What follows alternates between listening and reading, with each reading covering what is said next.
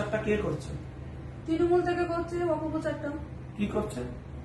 অপপ্রচার করছে যে শুভেন্দু অধিকারী সন্দেশখালী সভা করতে আসলো, সেখানে রেখা পাত্র উপস্থিত নেই। রেখা পাত্র কি অবস্থায় আছে সেটা কি যে মিডিয়া এই প্রচারটা করছে সে কি জানে আদৌ? না ওইরকম মিথ্যে প্রচার করে ওনারা নিজেদের বাড়াতে চাইছে, ইমেজটা বাড়াতে চাইছে।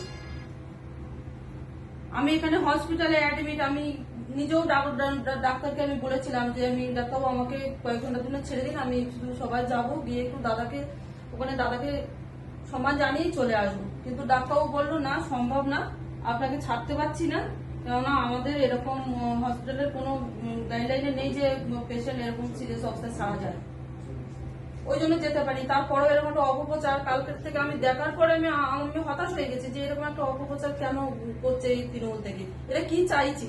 আর বারবার এই কি নাম আমাদের সন্দেশখালী সুজয় মাস্টার, এই সুজয় মাস্টার কে? এ তো প্রথম থেকে নিজেই বলছে যে আমার বাড়িতে তৃণমূলের জন্ম, তারপরও কেন একে নিয়ে ওর সাথে আমার নামটা জড়িয়ে বারবার কেন কালিমা লিপ্ত করতে চাইছে আমি বুঝতে পারছি না। তৃণমূল বলছে তুমি নাকি তৃণমূলে যাবে, এরকম এটা একটা অবাস্তব কথা, অসম্ভব। তৃণমূলে যাওয়া আর বিষ খাওয়া আমার কাছে সমান। তৃণমূলে যাওয়ার কোনো প্রশ্নই আসে না। ভারতীয় জনতা পার্টি আমাকে যে সম্মান দিয়েছে, যে বিপদের হাত থেকে বাঁচিয়েছে, আমি সেই ভারতীয় জনতা পার্টিকে সম্মান করি, আর সেই ভারতীয় জনতা পার্টিতেই আমি থাকতে চাই। আর যদি আমি কখনো পলিটিক্স নাও করি তবুও আমি এই ভারতীয় জনতা পার্টিকেই সাপোর্ট করে দেবো। ঠিক আছে, তুমি রেস্ট নাও, কথা বলতে হবে না, তুমি রেস্ট। এই তুমি রাখো না, তুমি